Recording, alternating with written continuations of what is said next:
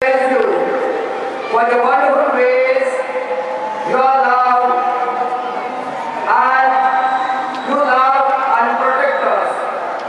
We humbly ask you to bless this flag bearing the sacred image of Mary, our beloved mother, whom we honor as the Lady of Good Health.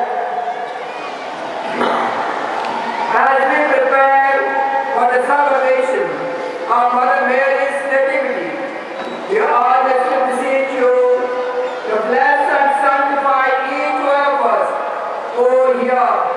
We ask this through Christ our Lord.